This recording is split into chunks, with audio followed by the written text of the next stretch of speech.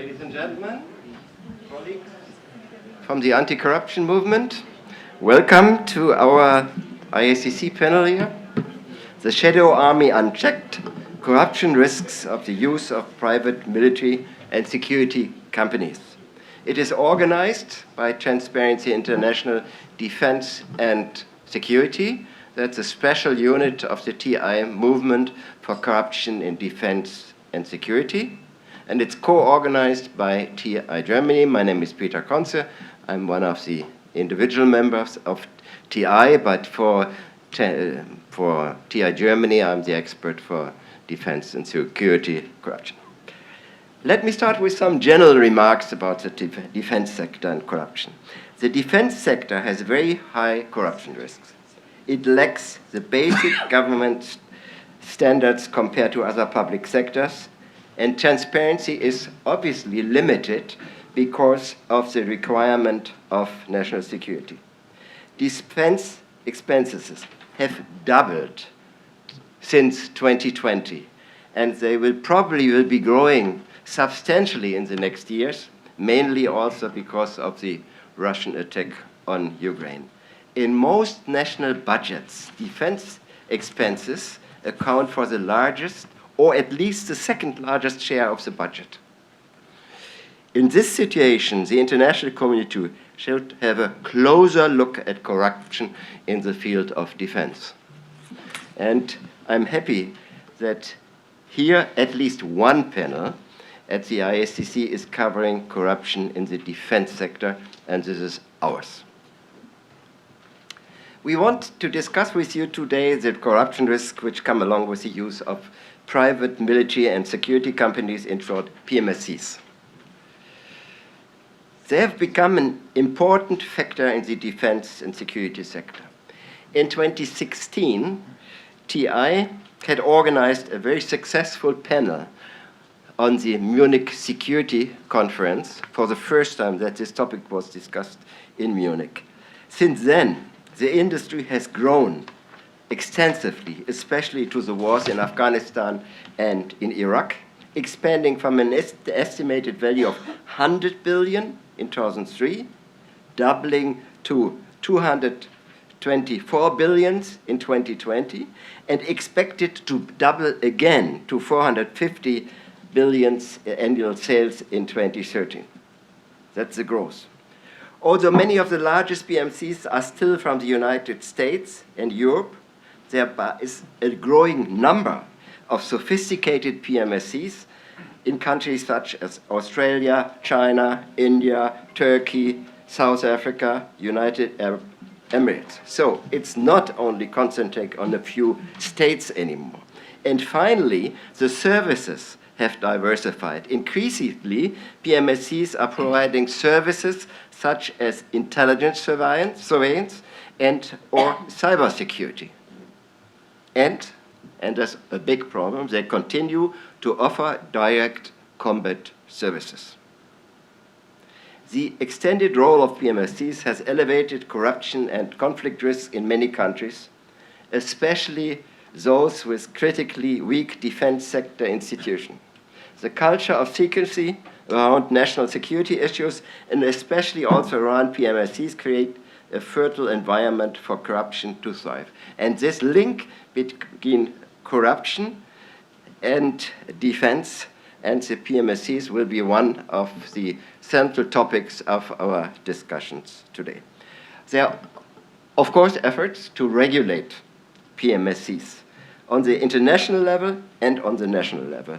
The United Nations Intergovernmental Work Group on PMSCs is debating an international framework to regulate the activities. Just last week, and this is a success for us as the community of the corruption fighters, the working group added some important anti-corruption references for the first time in the text. One of the main problems, and it has to be for 10 years now, is the international community cannot agree on a definition what PMSCs are. Some of the home states, that was the international level, now we come to the national level. Some of the home states, that's the states where the PMSCs are registered and incorporated, such as the United States, Australia, New Zealand, exploring new regulations, are working on it, and exploring laws to better oversee activities, including especially the new areas of digital intelligence and cyber. Also, the host states, that means where the PMSCs operate, and the countries who suffer, if you want, from the PMSCs, they have laws regarding registration and licensing for security contractors. However, many of these countries seem to be unable to enforce these laws in the case of contract. Therefore, when it comes to the discussion on the national level, it's mainly the US or the UK which are leading or influencing the international discussions. However, neither at the moment, neither the existing national nor the international regulations, nor the UN efforts underway do fully incorporate anti-corruption risks, and that's for us important. There are no regulations for the anti-corruption risk, nor efficient for the anti-corruption. The US on a national level has probably the most complex set of regulations, but also these regulations have gaps. This means with the growth and diversification of a PMC industry, there's a growing lack of transparency on the activities. The goal of our panel today is, on one hand, as I mentioned already, to discuss the link between PMSCs and corruption, and then, of course, to discuss the steps taken on a national level and on the international level for better regulations. And now I want to introduce to you our moderator for today, Jodi Vittori. Jodi is a professor of practice and co-chair of the Global Politics and Security concentration at the Georgetown University. Before joining the Georgetown University, she had been working for Transparency International, for Global Witness. She served in the US Air Force, advancing to the rank of a lieutenant colonel. And in addition, also important for the anti-corruption work, she is a moderator of the Anti-Corruption Advocacy Network. That's a network in the United States with over 800 anti-corruption advocates and organizations. Jodi, the floor is yours. Thank you, Peter. Thanks for the wonderful introduction, for everything you've done as one of the founders of Transparency International. Anybody who's ever taken a basic political science course learns Max Weber's 1918 definition of a state, which is a human community that claims the monopoly on the legitimate use of physical force, or sometimes phrased as violence. And we're going to be talking about that use today, the commercial side of that, as it relates to governance and corruption. Because that use of physical force in an ideal situation is used in democracies to protect citizens, to protect their rights, and to protect their property. But we often know that that use of physical violence is used for very different means. In highly corrupt and authoritarian states, that use of physical violence is used to keep the political survival of key regimes in power and allowing them to use that, physical violence to be able to prey upon their own population. So we will be talking about the role, that linkage between corruption, conflict, private military security companies, and national security today. Just to highlight a few of the key unique ways that private security companies contribute right to corruption and to poor governance overall. The first is because, unlike other commercial contracts, these are actually about the use of physical violence or supporting those who do. And thus, those involved in private military security companies can, under some circumstances, be used, for example, to help set up roadblocks to extort drivers, or use force to ensure contracts go the way that certain regime elites would like it to, or to forcibly take and hold land, again, or support those that do, providing the armed muscle or the training to do so. Moreover, some governments and other actors use private military security companies, particularly foreign ones, when they don't trust their locals, when they're worried that their local police or military forces might not be willing necessarily to oppress their neighbors or to oppress their relatives in an environment, for example, in a place like the UAE. So to give an example, in the United Arab Emirates. Then Crown Prince MBZ had asked Eric Prince to help set up private military security company for him, and specified that he not hire Muslims because he was worried that Muslims would not fire on other Muslims if those private security companies had to be used to quell public disorder. So Eric Prince went to Colombia to find his private military security company members. The surveillance and cyber side of the house, we're familiar with groups like NSO Group, where one can purchase cyber capabilities of very high levels to do things like monitor and track journalists, civil society groups like Transparency International members, and so forth, that crowds out and prevents us from doing the civil society work and anti-corruption work that we need to do. Private military security companies at times can also be used to go after regime opponents.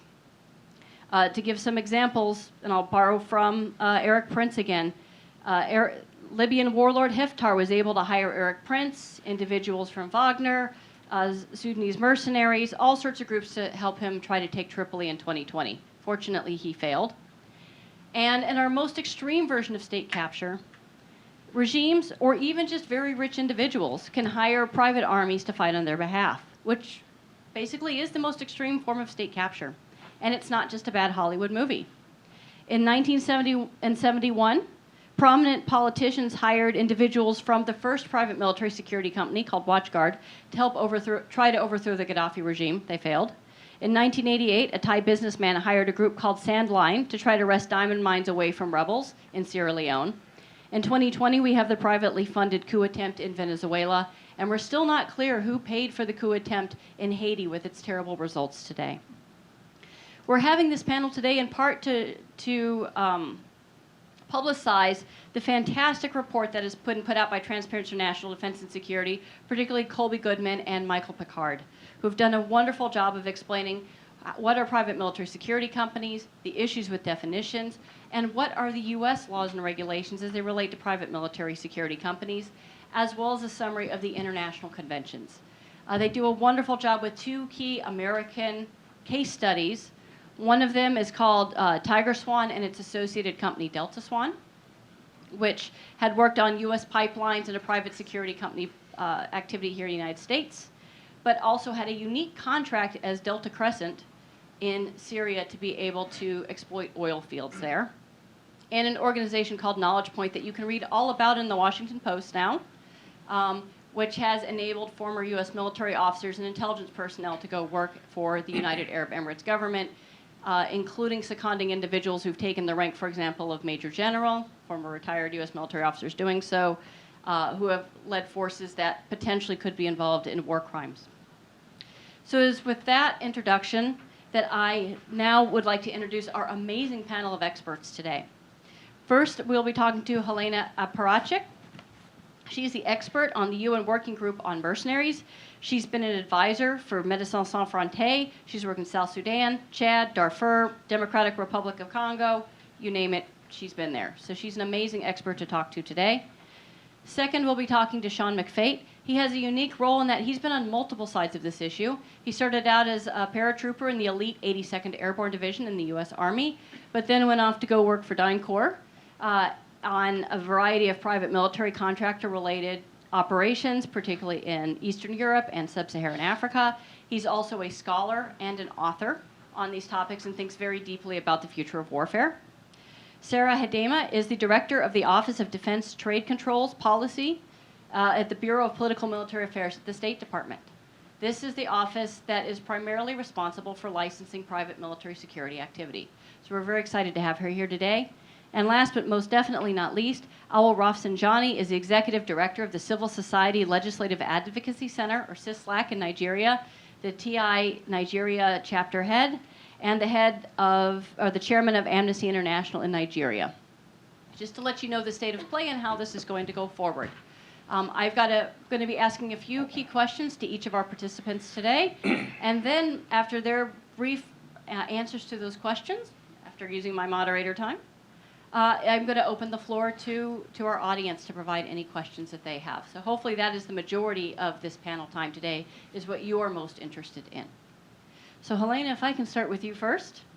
I wanted to first ask you a little bit, Peter mentioned that we don't have a definition of private military security companies. And there's a concern about that from the ability to prosecute and the corruption links. Can you talk a little bit about some of those issues? Yes, thank you. Good evening, everybody, and thank you for joining us at the end of the day. I know it's really the time and everybody wants to have an apero time and some drinks, but stay with us, it's going to be very interesting. Just to give you from the perspective of the UN Working Group on the Use of Mercenaries, so our name, the title, and the mandate of the Working Group on the Use of Mercenaries is the use of mercenaries and private military and security companies and mercenary-related actors. So we work on these three categories of actors in relation to human rights abuses and humanitarian law abuses. So if the actors that we look into don't fall within these three categories, or one of the three categories, then we cannot really work on it. And it has been very problematic for us because some cases, some actors will be mercenaries, and in some other cases they will be private military contractors, and in other cases they will be both. Or in some cases we are still trying to find out what's the legal status, such as the Wagner Group. But so basically for us to act, we have to have either these three categories of actors, mercenaries, mercenary-related actors, in which we integrated foreign fighters or PMCs, and the human rights abuses. And one of the things that we are facing as a big challenge for us is what is the private military and security company. And we are not very popular mandate. We are part of the special procedures of the Office of the High Commissioner for Human Rights. And we are about the only mandate that works on issues related to security, international peace and security, and defense issues. And states don't really like us. Which is also one of the challenges for us, because we have the mandate to conduct country visits and to write thematic reports on the trends and manifestations of mercenaries and PMCs. In that sense, for us to be able to work, we had to have our own definition of what is private military and security companies. Now, for the mercenaries part of the mandate, it's very clear because there are three international legal definitions of what is mercenaries.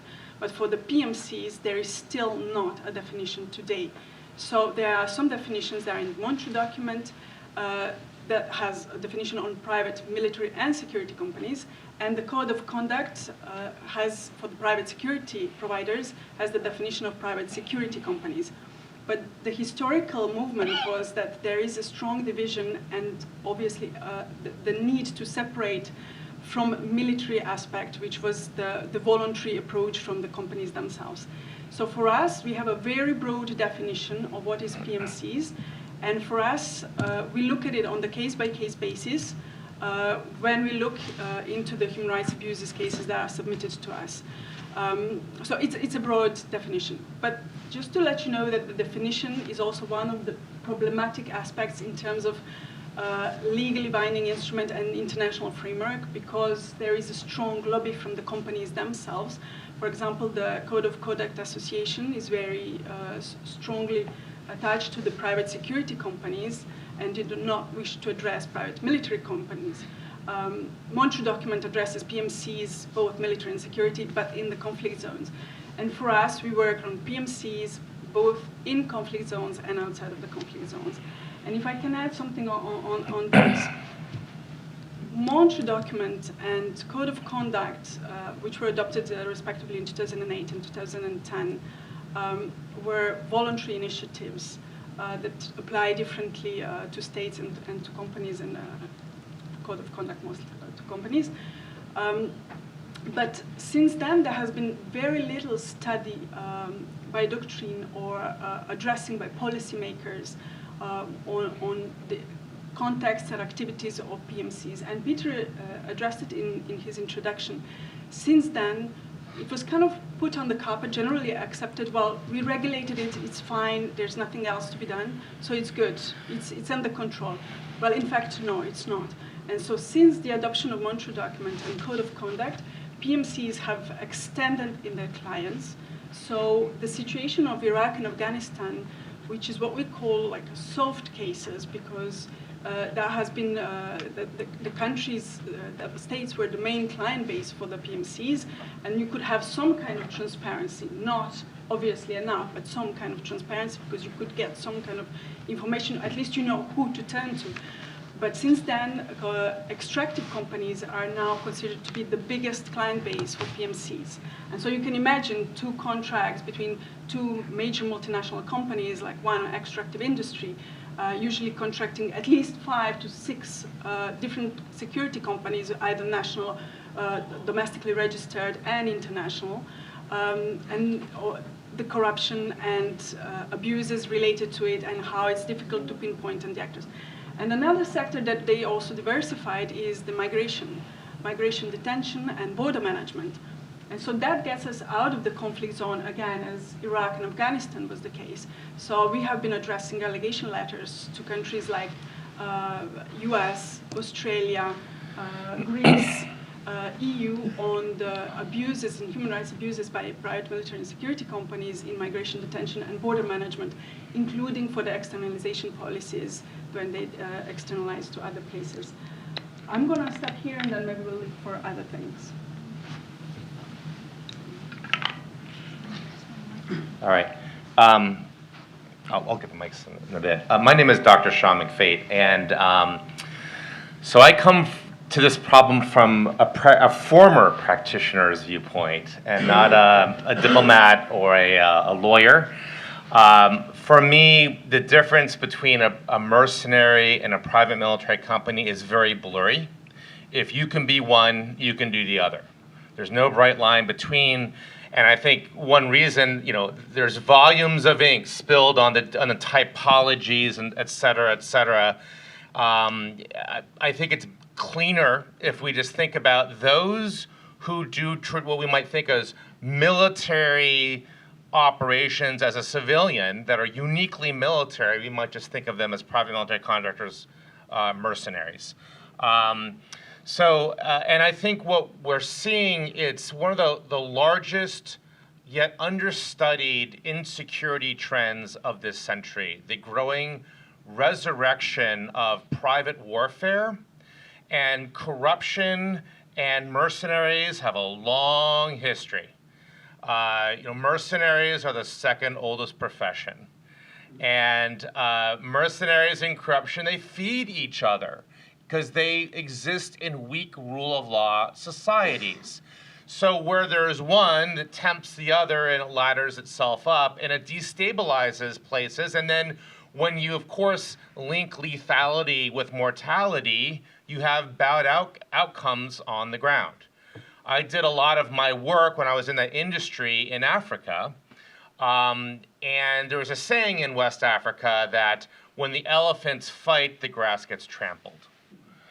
So, and we're starting to see this. We're also, so as Jodi was saying, Haiti, Colombian mercenaries were used to assassinate a sitting president and got away with it. We caught the mercenaries. We don't know who hired them. There's theories, but that means somebody got away with assassinating a president. In 2019, about this time of year, the former CEO and president of Nissan was on house arrest for corruption in Tokyo, a very strong rule of law society. A former Green Beret mercenary did a CIA exfiltration, got him completely out of the country into Lebanon, which doesn't have an extradition treaty with Japan, and that's where Carlos Ghosn remains today. And when these things happen and people get away with it, light bulbs go off. Every billionaire now knows that he or she's got a get out of jail free card. Every drug cartel or rival politician knows that they can take out another politician, even if they're a sitting president, if it's weak rule of law. So we're starting to see this trend grow. It's been growing with the extractive industry, I think for obvious reasons, and some other industries too. Corrupt regimes, look at what the Wagner Group has been doing until recently, until the recent death trends in Ukraine. But like if you look at Mali and the CAR, what the Wagner Group does is they go in and they make a bargain with the regime, a corrupt regime. We will coup-proof you if you give us access to natural resources. That's the Prigozhin bargain on behalf of, or kissing the ring of Putin. And Wagner is still in Mali. So should this trend continue, and I think we have nothing to stop it, because I think rule of law, international law is very weak. Because even if you have mercenaries in Mali or Ukraine or Libya, who's going to go in there and arrest them all? The United Nations? No. The U.S. Marine Corps? No. So even because of this, I don't see anything that's going to stop this trend from growing. Now, I spent some time, I did hard time in Florence, Italy, studying private warfare, because if you can imagine, Italy in the Middle Ages was sort of like Afghanistan is today. So for those of you who want to become conflict scholars, do a historical case study. That way you get to go to Italy and southern France and not, Yemen. But looking at the 13th through the 16th century in northern Italy, where you had rife, political ambitions, fighting for money with private armies and huge corruption, you had some common problems that we see today. One is that there's almost no contract enforcement. So think about a lethal industry with no contract enforcement. Two, you have Praetorianism from the Praetorian Guard, where the ancient Caesars would have this like Secret Service elite military unit that sort of ran the show. Out-of-work mercenaries create their own demand by becoming thieves, brigands, and racketeers until they, and then you also had not just mercenaries, but their masters acting as huge rip-off artists. Contrary to Machiavelli, popes used to hire mercenary armies and were complete deadbeats, causing all sorts of problems. And ultimately, we're getting into an era where you have private warfare. Warfare, people wage war no matter how petty. But now that you have supply and demand and weak rule of law societies where corruption is emblematic, we're going to see these problems continue to compound, and we need to raise awareness about them early and not sort of when it becomes too late. So sorry for that uncheerful note. Good evening, everyone. My name is Sarah Heidema. So in my capacity as the director of the Office of Defense Trade Controls at DTC, my team develops the international traffic and arms regulations. So these are the regulations that they're export control regulations. They govern the export of munitions from the United States overseas. In addition to that, the U.S. is one of the few countries that not only regulates the actual movement of munitions under its export control laws, but we regulate the provision of what we call defense services. So this is an actual control on the activities of U.S. persons. So we don't regulate PMSCs per se, but we do regulate certain activities that PMSCs may provide. So if they are providing military training to foreign units or forces, that would be captured under the international traffic and arms regulations. And if they are furnishing assistance in the use or operation of what we call defense articles, and those are the munitions that we control, then they would be regulated. But their activities writ large outside of that are not subject to what we call the ITAR. They're providing material assistance to terrorist organizations or other activities as are regulated under other provisions, certainly of U.S. law. I think with that, I'll leave it there. Thank you very much. Good evening, colleagues. My name is Rafsanjani, also from Transparency International Nigeria.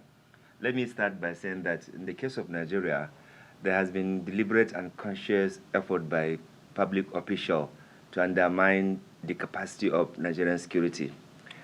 They do that by refusing to fund, especially the police, they refuse to fund other relevant security agencies that can curtail crimes activities just to justify hiring foreign mercenaries.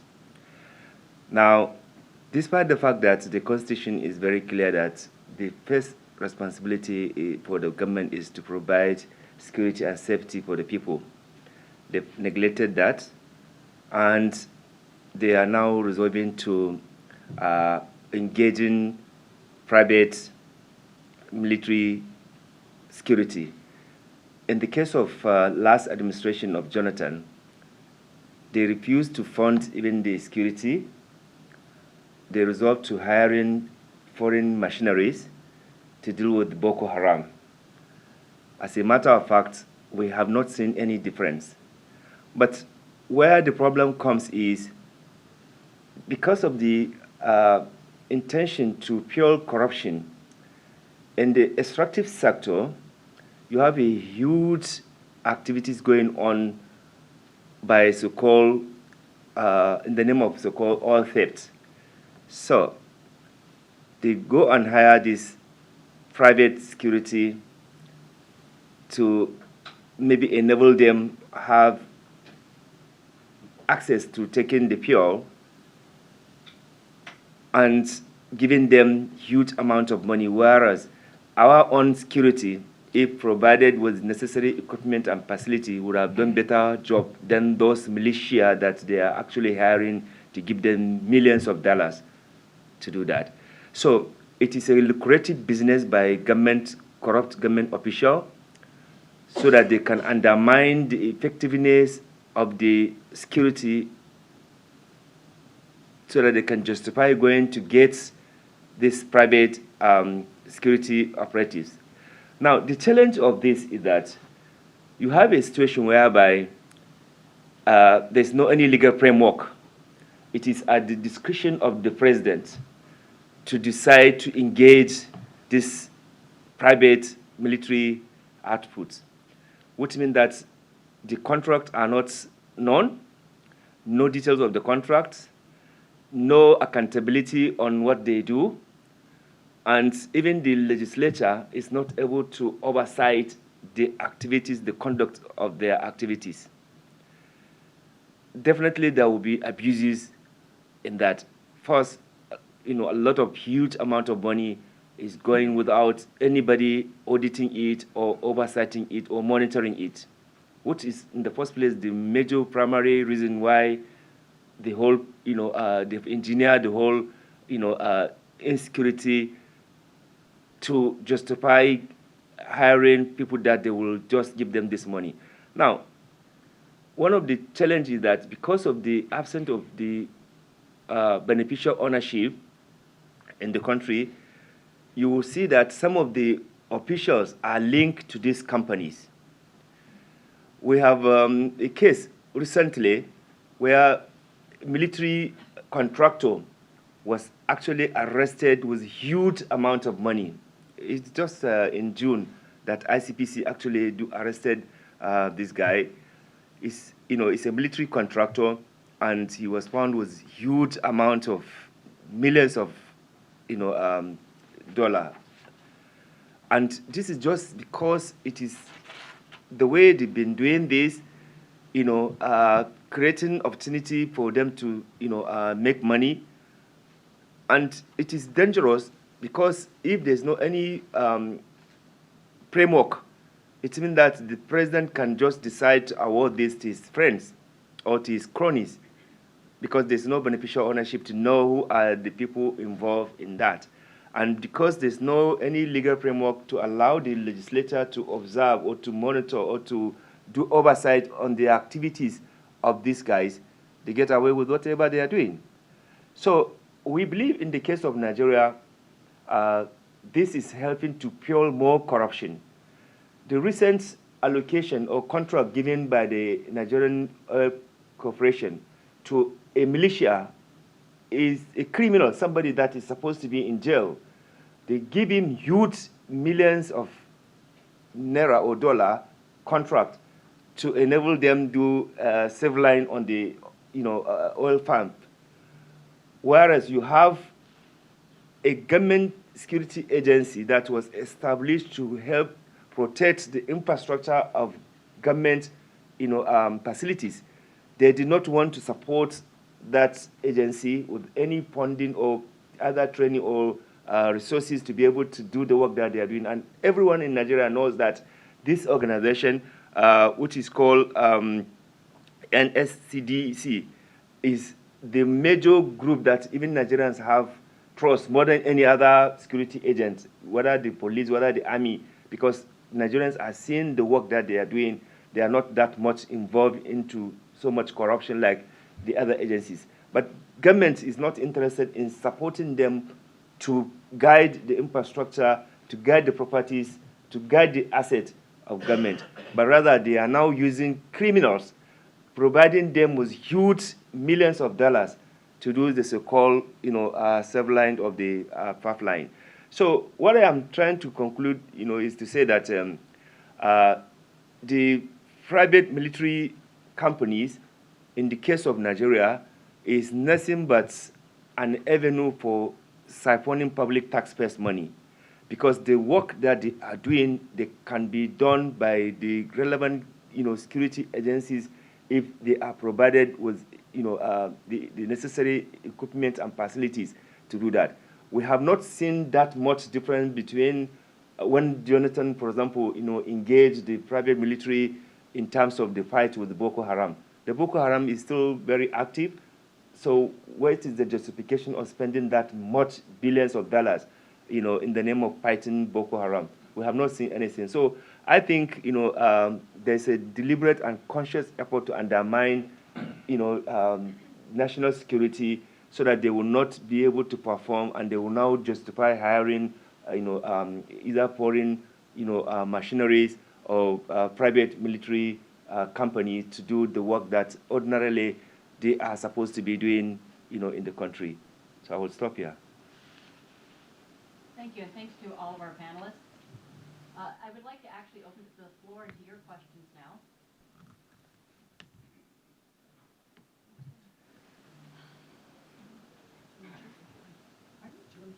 Go ahead. Hi, I'm an independent journalist and researcher who's been based out of Mogadishu for the last 5-ish years or so. So I've seen a lot of State Department-funded private security in Somalia. Mostly they're South African, British, Finnish. I was wondering if you could maybe comment on that a little bit. Are you guys monitoring that?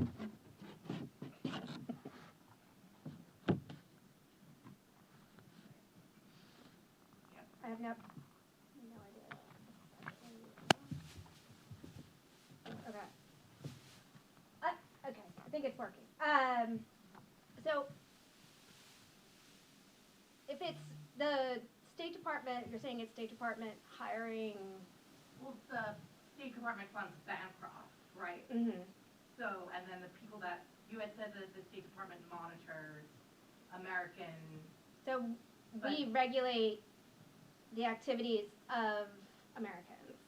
So you don't regulate the activities of the non-Americans that you hire?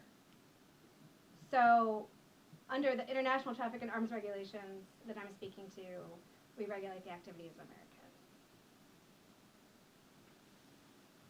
Anybody else want to comment? Okay, I'll comment. Sure. Does this microphone work back there? Okay. You're talking about there's always been a problem of subs, right? I don't see any solution to that. Sorry, that's my point of view as a former practitioner. Sarah, could you talk a little bit about what the U.S. does regulate and doesn't regulate? I think that might help clear up some. Sure. So we regulate in that the activities, as I said, of these U.S. persons. And when I'm saying the State Department, I'm talking about under the area that I have purview over, which is International Traffic in Arms Regulations. So what does that mean?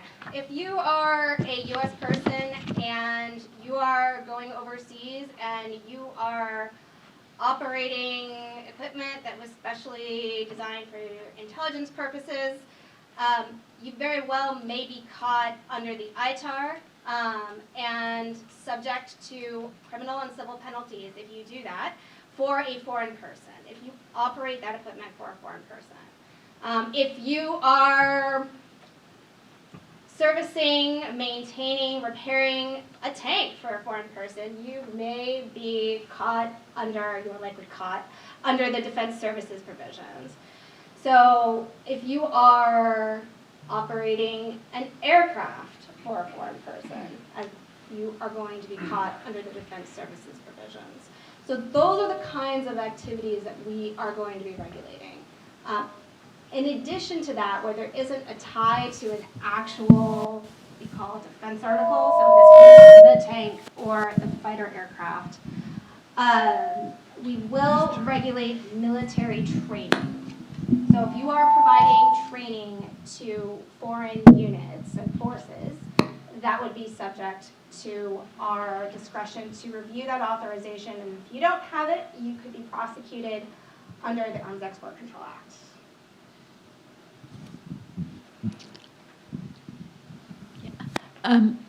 My name is Ana Gomes. I'm from TI Portugal. Don't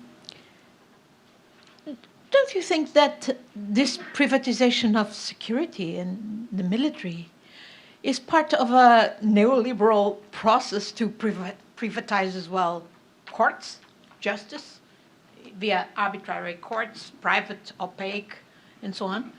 Or the same reason why we privatize the things that could be, I mean, these are the ones that, as it was pointed out, more to the core of what should be the state business.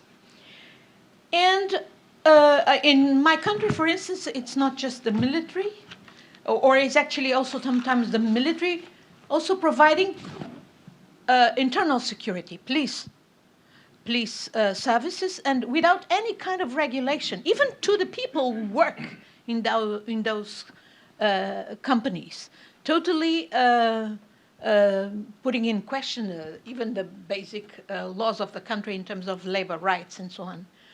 And what we see now, especially with the development of the invasion of Ukraine, is actually some of the same military who have found a niche for activity in the private military companies or private security companies are often associated to the so-called Vaidai Club. Probably the Russians, Putin is offering better perks and conditions than the US and others to these mercenaries, because that's what it is indeed. And is this not also linked with the question of lack of integrity as well in our defense budgets? In the case of my country, this is very clear, and I will not go into details. Just let me tell you that 2 days ago, the top people of the Department of Defense were arrested for a minor case of corruption, although there were huge ones that should have brought them to jail before.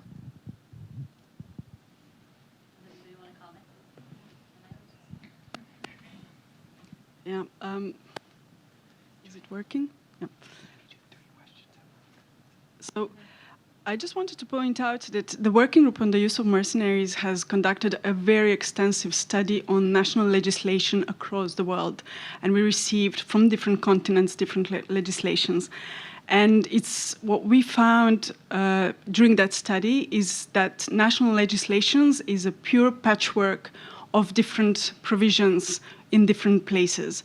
And what is common to all of them is that is lack of transparency in the contracts and the contractual arrangements, whether recruiting PMCs at home, and that would be, for example, the US contracting private security in Irving Migration Center and the US-Mexico border, where we issued quite a lot of allegation letters, and maybe closer to those of you who are based in the US, but also that involves lack of transparency and clarity on recruitment of PMCs acting abroad, such as the case of Somalia or operating in Ukraine or anywhere else. So that's one of the things. The second thing is that we found that there is also quite a insufficient regulation of transfer of weapons. And that's very important also in terms of the combat circulating and combatants in the wartime. And one thing that is that happens, that we see when we look into the conflict zones, is that the wars are producing combatants. And so we have the situations like in the former Yugoslavia, there have been combatants that were not integrated properly in the civil life, and they have been recruited into the PMCs. Either they created local PMCs or they have been recruited to the PMCs abroad. And we are seeing now the same phenomena with Syrian mercenaries, for example. We addressed the issue of Syrian mercenaries being recruited to operate in Libya, in Central African Republic, and in other places as well. So with the combatants, there is also the circulation of arms that needs to be regulated, and it is poorly regulated. So maybe that helps with some of the answer. Yeah. Well, I just want to also say that there is an inherent danger of liberalizing or democratizing the use of private military companies because of the potential human rights abuses.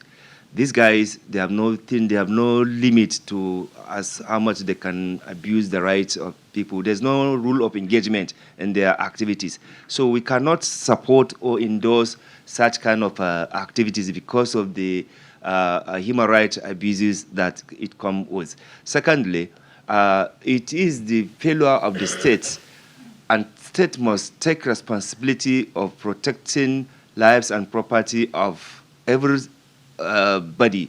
So instead of allocating or allowing private security contractors or machineries to come and intervene on an issue, I think it is important that state is responsible so that it can be held accountable and responsible, because you cannot hold these machineries accountable for anything.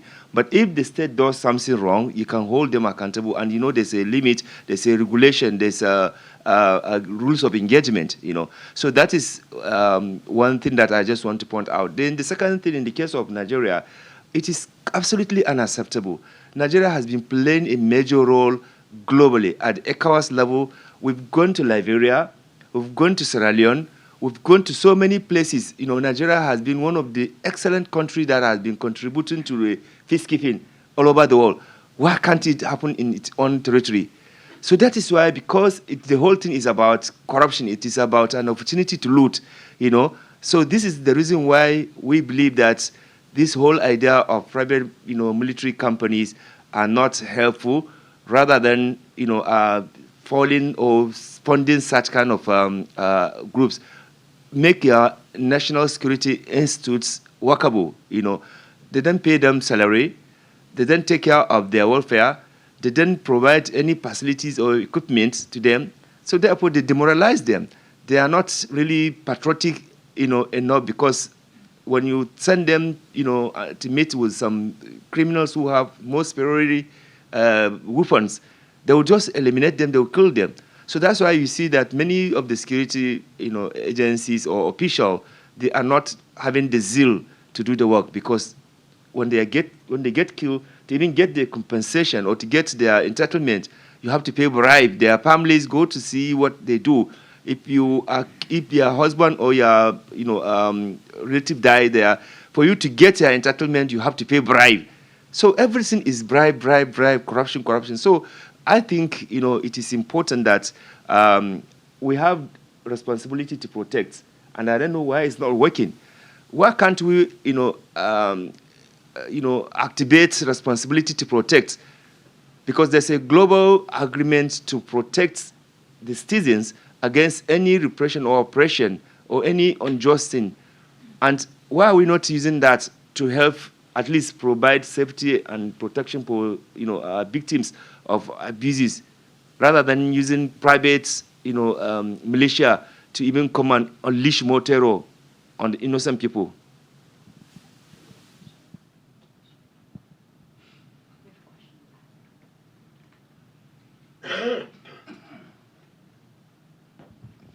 Thank you very much. My name is Tija Bolton-Akpan. I work for Policy Alerts in Nigeria.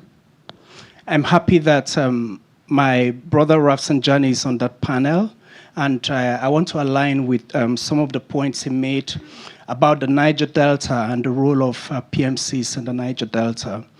I work directly on the ground in the Niger Delta, and I would say that that region actually presents a curious, if alarming, case study of the role that PMCs play in the oil and gas sector. And if you look at how this really plays out, you find that it actually contributes to the huge level of fragility, in the Niger Delta region. Whole communities have been razed down.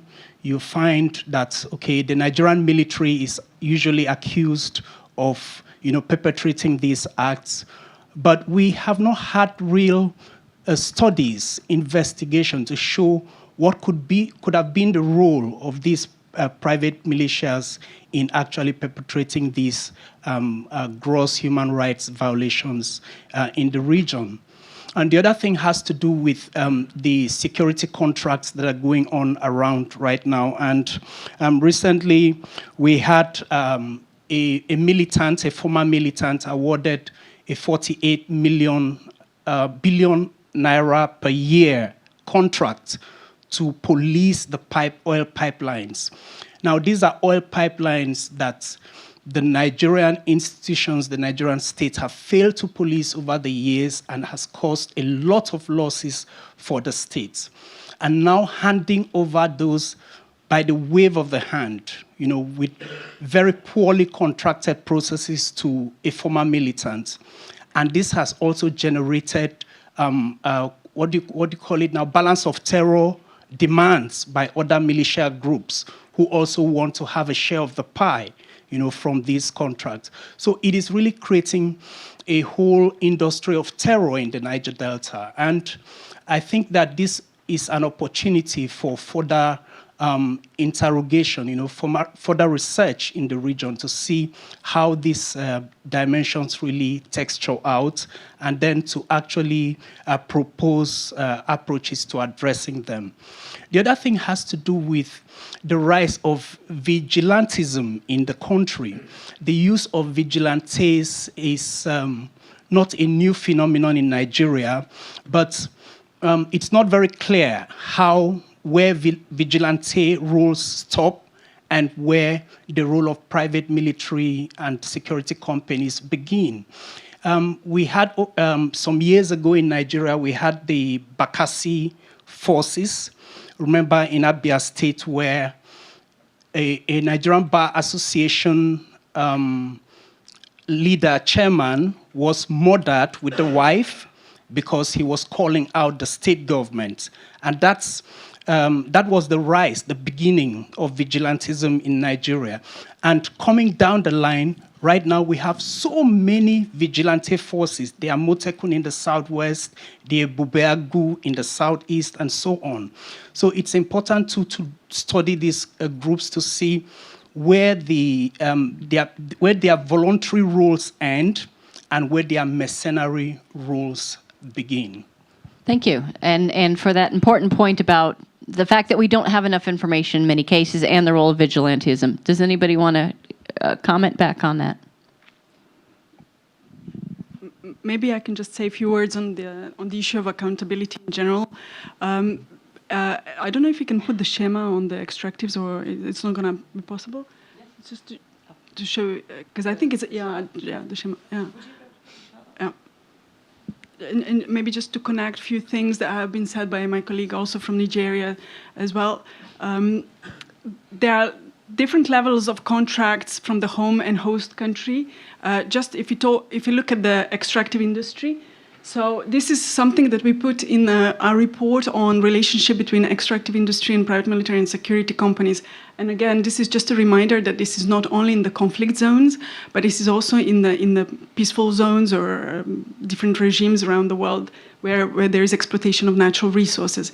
And be mindful, this has been done, presented to the Human Rights Council in 2019. We have been working increasingly on these issues, in particular in the context of competition of natural resources. So this is a very easy classical schema, and it actually gets more complicated in the conflict zones with more contractual relationships. And these are all legal contractual relationships. And so put yourself in the position of a victim who finds themselves around extractive industries, very often indigenous people, access to land, women, human rights defenders, environmental defenders. They have been pushed back by the extractive companies, but more in fact by the private security companies that have been recruited, or in-house security. So there are different levels of security contracted by one extractive company. This is just one extractive company, one extractive site. And what we came with is the lack of transparency in all these contracts, first of all, whether they are at the home state or host state.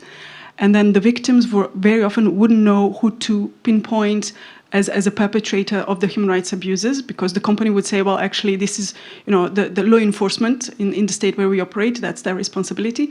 Law enforcement would say, well, no, actually, they have their private security, so that's their responsibility. And then if you have a very sexy case of police agent that works as a police agent during the day, but what we call moonlighting transforms into the private security during the night, then it gets even more confused. And very often we talk about extractive industry, which is a multi-billion-dollar industry. So investment for not just a few months, but in a long-term investment, the state does not have interest to make unpleasant relationship with the extractive companies or their private security. So what happens is that the state and state courts often, and that's where the corruption kicks in, then don't have interest to prosecute, even in the very clear case where you could potentially identify the perpetrator. So when we talk about the accountability, that comes across all of our reports that we do, whether it's migration, detention, border management, extractive industry. And those are the phenomena where we're going to see increased presence of private military and security companies, because this is where the money is, and this is where the multi-billion-dollar investments are for PMCs. And they very well picked up on that. So I think it's just a very simple way of showing how victims don't have very often access to justice and access to remedies, and it's very often linked to the lack of transparency and corruption within different relationships.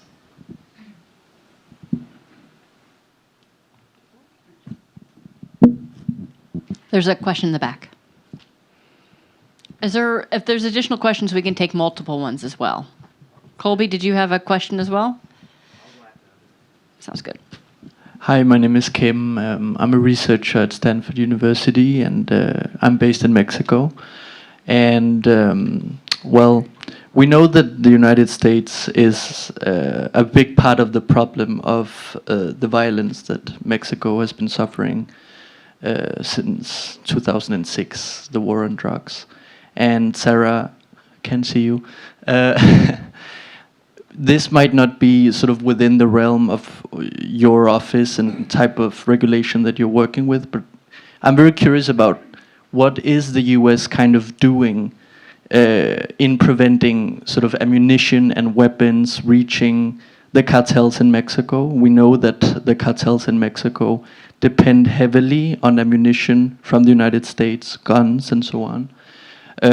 So even if it's not within your office, as a Mexican as well, I think we would love some answers to that.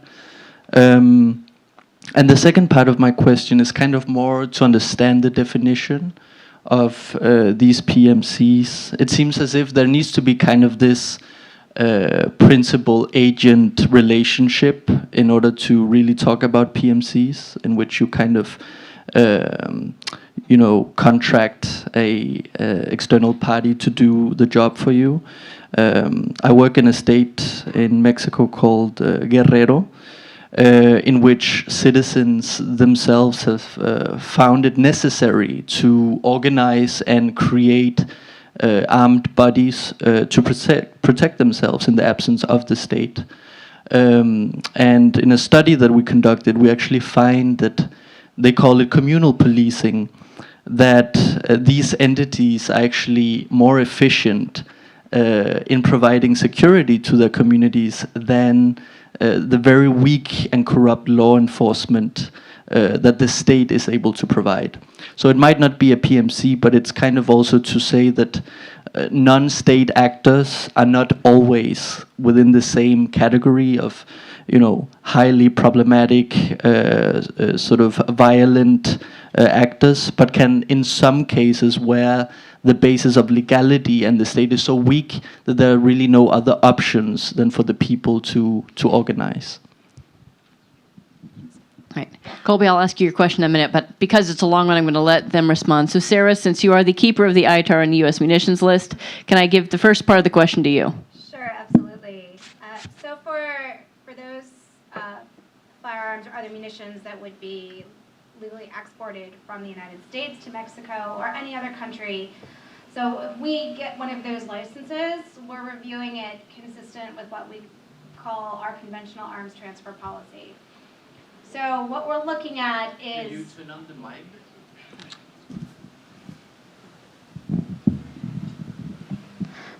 Sorry. Whoa. Now you can hear me. Okay. So when we are reviewing authorizations for the export of munitions from the United States, in this case, these are people who are illicitly exporting or coming to us for an authorization to export munitions. We're reviewing those requests for authorization consistent with what we call our conventional arms transfer policy. So that's a public document that lays out what we look at and what we're assessing each request to export munitions against. One of those factors is, can the recipient control the munitions that they have or that they would receive under this? When we are looking at particular countries, we're looking at the systems that they have in place to secure those munitions. Are the recipients reliable recipients of those munitions? We are examining the implications of corruption and crime and how the munitions would be used once there. So those are factors that we certainly are taking into account. Once we get to a point, or if we get to a point where the authorization is approved, we are working with our embassy in the country to help check to see, are those items being used in the manner that they were authorized for? So we aren't able to check every single export, but we do check, certainly within the case of Mexico, we have done end-use monitoring, is what we call, on a number of the military units that receive these munitions. We also work with the host governments that receive these items to provide training on the storage, maintenance of a lot of the munitions that they receive, to ensure that they understand and have the knowledge and capability to store these items and not get into a situation where they don't know how to store them, they don't know how to operate them, and so therefore they don't use them and they are more subject to being diverted then. So those are some of the steps that we certainly do take and are taking. Thank you. Thank you. For the Latin America, you just expressed every frustration that our Latin American member expresses on every session that we have. So basically, it's the question of legal definitions and how they fit in different contexts regionally. So we are the working group on the use of mercenaries. We are composed of 5 members. Each member represents one region. And so we have a member from Latin America that is very often frustrated about when we talk about, well, they say, well, we don't have mercenaries really here, so what are we talking about? Or we don't have PMCs, and the context of Mexico is a particular one where it's really difficult to, qualify the context, whether it's a conflict or not, armed conflict in the sense of international humanitarian law, but also whether we could fit the organized crime groups within the definition of actors that fall within our mandate so we can act. And we do follow the amendment to the Constitution that's going to be integrated potentially on the use of PMCs at the constitutional level, which is a great concern for us as well. So it is not easy in the context of Latin America to fit them within, to fit the actors that operate within the context of our mandate and specific definitions. But we try to use the space we have as mercenary-related actors, where we also integrated foreign fighters, for example, and when we act on issues of foreign fighters, and by that foreign fighters, not foreign terrorist fighters, that's not what we do, but also we try to see, so we can have kind of access to also address issues that can appear context-specific to Latin America. But it is frustrating for us as it is for you.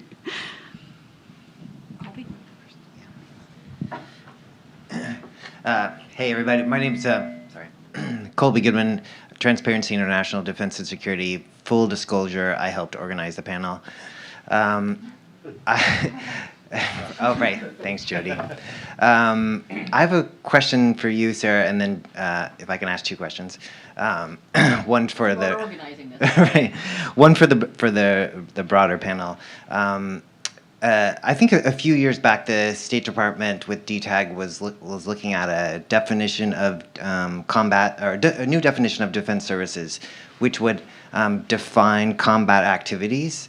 And I was just curious what's happening with that. And I sort of wonder, connected with that there were some former Justice Department officials saying that this is a big problem because there is no definition in ITAR for combat activities. So perhaps some individuals could engage in combat activities and not have to seek authorization.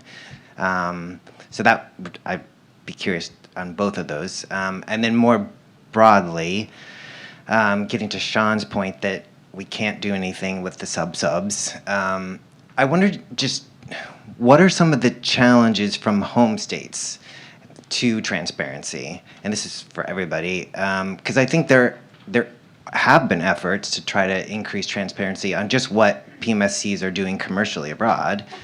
And then just on some of the contract stuff, there's, as I understand, there might be some gaps on defense services, what's required when you submit a license on subcontracts.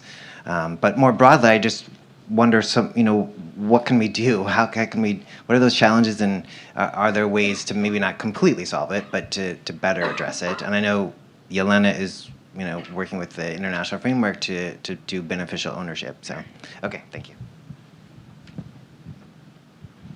Sarah, can I give the first part to you? Sure.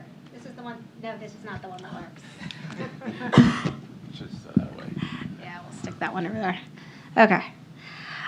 So to your question, I know on defense services, there's definitely a process begun back during the Obama administration we did a wholesale review of our U.S. export controls.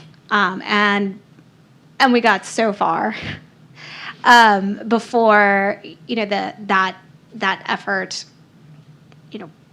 was superseded by other efforts that became definitely different priorities of different administrations.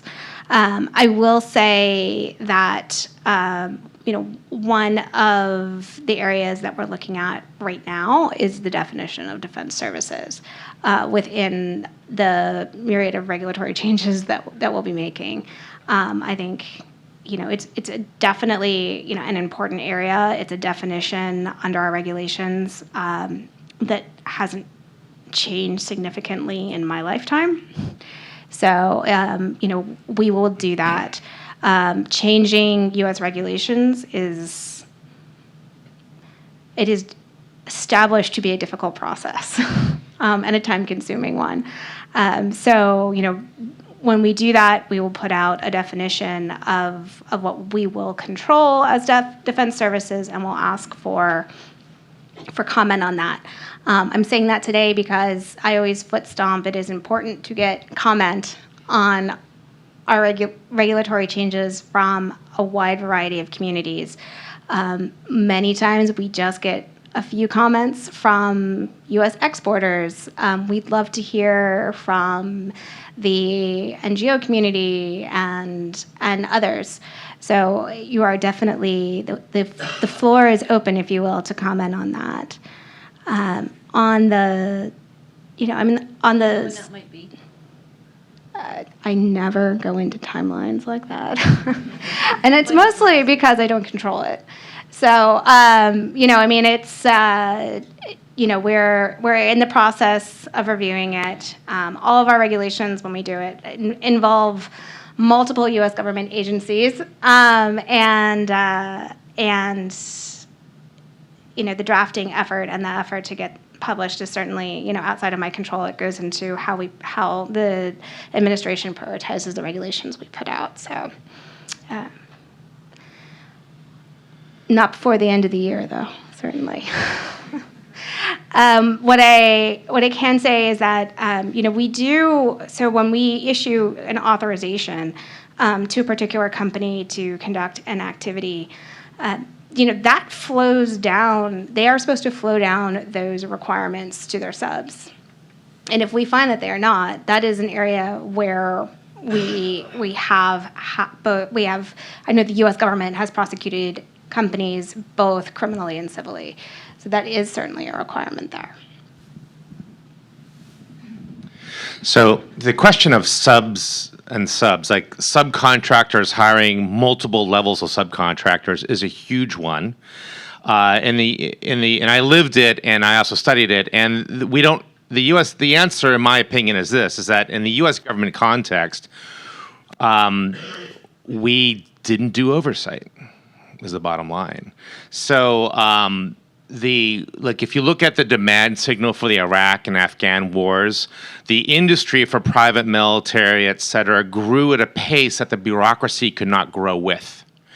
And what if Sarah was to give, a contract, I'm just making this up. Sarah was to give a contract to Colt Arms to sell weapons to Mexico, right, under ITAR. I mean, she would normally have, or somebody in the State Department would have, what they call a COTR, a contractor's technical representative, on the ground, overseeing it, make sure it's done well, looking at the proposals, saying who are your subs. But we didn't have that in Iraq or Afghanistan, and that opened up the floodgates for all sorts of mischief. So I think if, there wasn't even a database for primes. And so we'd see is like DOD, some contractor got in trouble with DOD, then they left DOD and they started working for the State Department and vice versa. It was ridiculous. So basic things like having a record of who does well and who doesn't, after 20 years, we never thought to do that. And that's a different question. Sometimes obvious questions it's unpolitic to ask them.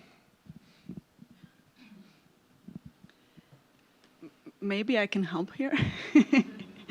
The working group on the use of mercenaries visited officially the United States. It dates now, it's in 2009, but we have published the report of the visit, and we have met with civil society and different governmental bodies and institutions, and we have made recommendations in that report. They might be outdated, but some, as just mentioned, there is multiple governmental bodies and entities that are involved in regulation. It's one of the things that we have actually also noticed in our report. At that time already, there is a lack of share of information, and different US agencies have different type of information, but they are not compiled and harmonized, so it's very difficult to follow and keep the track. So maybe that can be a helpful starting point for any regulation, and we'll be happy to provide any support and technical advice on that.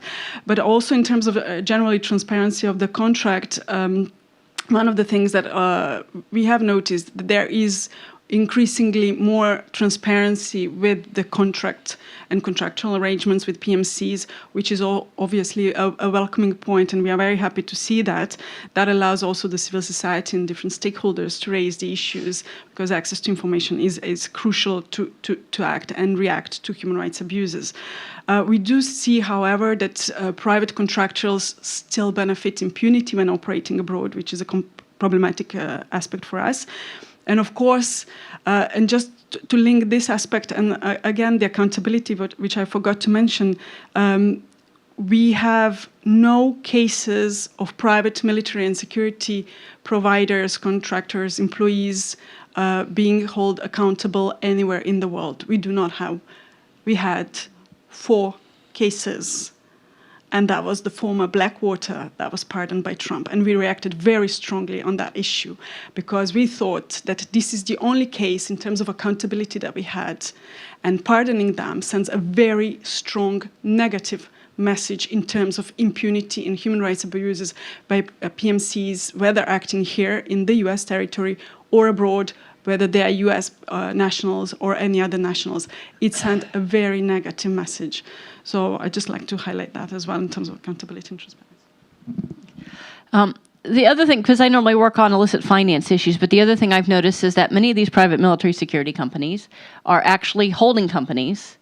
And those holding companies are based in places like the Cayman Islands and other secrecy jurisdictions that deliberately do not publish information. Same reasons that tax dodgers and organized crime groups and stuff settle there, also settle in the Cayman Islands, and they're very quick to move jurisdictions and use anonymous shell companies and so forth. Can you guys talk about some of the unique challenges that comes with that as well? I mean, I can say.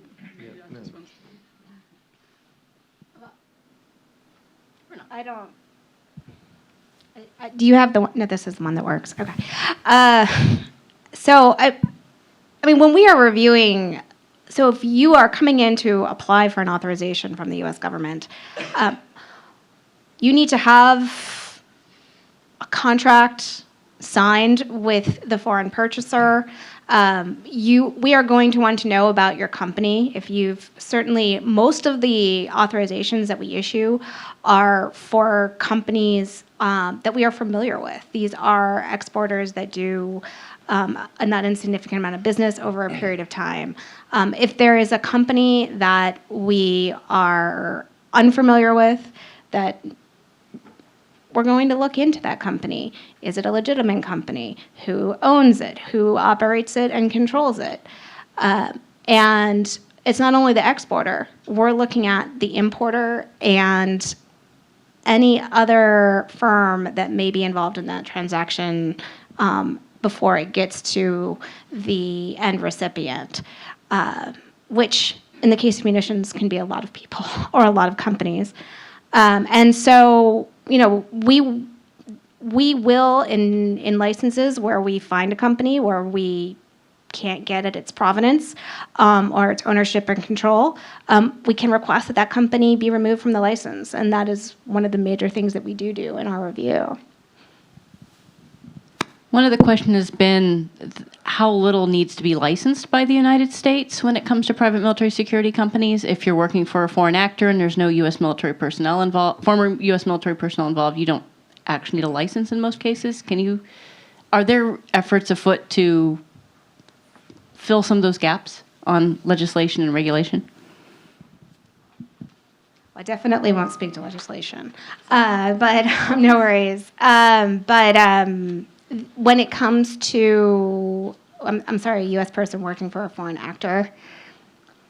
So, you know, I think one of the things that is, you know, important area that, you know, we've been focusing on with the Department of Defense is to ensure that those persons who are most likely to provide defense services know that that is actually regulated under U.S. law. Right? Like, this is not an area where the military, these folks are going to be bumping up against these regulations during their everyday life. And so we've been working with the Department of Defense to ensure that retired military personnel, or as appropriate, retired intelligence community personnel understand their requirements under U.S. law. So that's definitely one of the steps that we've been taking there. You know, I have to say, right, like, you know, when we are looking at the definition of defense services, activities of persons are generally harder to regulate than when we are dealing with something that is the movement of a widget from point A to point B. Right? They're harder to prosecute. They're harder to get criminal penalties against or civil penalties. And so, it's just that is a fact when it comes to just the prosecution of them. Oh, now at the end, we suddenly have 4 questions. Oh, God. Do you want to take a few? Yeah, if we can just take a few together, and then those will be the final ones because we're coming up on the end of time. Okay. Hi, my name is Anna. I'm investigative and data journalist from Serbia. And I wanted to follow up actually on this thing about investigating owners of arms companies. And my question is in the opposite direction. How far you go when checking the owners of companies that export arms to US? Because I guess that you are familiar with the name of Slobodan Tešić. It's a sanctioned Serbian arms dealer. And Balkan Investigative Reporting Network revealed this summer that Tešić who is blacklisted for years, that he was using new companies to export arms again to US. So my question about that is how far you go when checking those actors, and because that's something that was revealed by journalists. And we'll take a couple other questions as well, just because we are getting to the end of time. Okay. I'm a gentleman back there who hasn't asked a question yet. Thank you very much. My name is Dung Pam Shah from Nigeria, the National Institute for Policy and Strategic Studies. Let me appreciate the panel for giving us more information on private military companies. Let me address my brother, Rafsanjani. Thank you for giving us an idea of what these private military companies are doing in our country. And I think you raised a very powerful point about the lack of transparency, in awards of contracts and the operations of these companies. As a matter of fact, you made the point that the legislature doesn't even know what's happening. I'm just wondering, do we have, or do you have, as a very strong member of civil society in Nigeria, CISLAC, do we have a plan, to do an advocacy, in the country to reverse the trend or to make Nigerians understand what's happening? And I also think, correctly too, like one of my brothers have mentioned, that we need to do more studies, on private military companies and associated companies, so that we have a very clear idea of what we're dealing with here. Particularly, I'm very familiar with states, having contracts with companies. I'm very sure that we have private elites, having contracts with companies, and as well as private companies recruiting some other companies to play various roles. So we need a typology very clearly studied in order to help us take directions further on this. Thank you very much. Thank you. Sarah, if you want to take the question about the imports from Tešić, Rafsanjani, and also use that as your closing remarks as well, and then I'll give Sean and Jelena a chance for their closing remarks since we're getting to the end of the hour. Sure, thank you. I would, so unfortunately, I'm not familiar with, that's the DoD contracting regulations that would deal with importing munitions into the United States under a DoD contract. So I'm sorry, I can't speak to that particular issue. What I will say is it's been my pleasure to speak to you today. The area of how we regulate the provision of support when it comes to munitions and supporting foreign militaries is an area that I really do have the pleasure to work in. It's an exciting area to work in. It is also an incredibly important area to work in that bears on people's lives and livelihoods.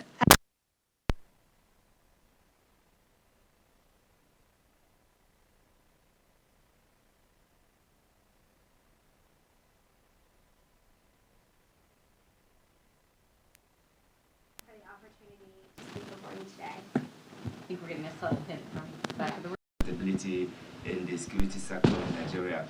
Therefore, this very particular issue is one key issue that we are going to not only, in fact, we are going to carry out a robust research because whatever advocacy we will do, we need to have the basic, we need to have the research that can bring out those issues. So we'll definitely, work towards coming up with a research to show the endemic of corruption, in this sector, and then tease out advocacy issue that will help to address some of this.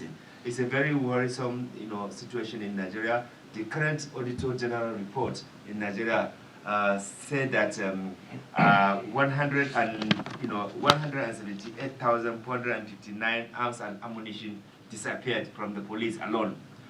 And this is very scary. Nobody from police have come to say, oh, this is what we are doing to even recover those arms. Secondly, it has also been reported that, civilians have more arms in Nigeria than the security. You have over 6,145,000,000 arms in the hands of civilians. Nobody controls them, nobody regulates them, nobody does anything. That is why the states is losing grasp on how to deal with the insecurity in the country. So we are in a very serious situation whereby different militia and different kind of agitators are having arms, bringing arms to the country, and we've been asking, where is the custom? How comes these people, because these arms are not manufactured in Nigeria, they are coming from outside. We're supposed to have custom in our borders, whether in the seaport, in the in the airport, or in the land. How comes these arms, because they are no longer small arms, they are heavy arms that are entering the country. How comes they are coming? Nobody is detecting them, or nobody is willing to detect them to stop them. So we have a serious issue, and I believe that this kind of conversation will have in terms of providing way forward in terms of addressing some of this proliferation of arms. Thank you.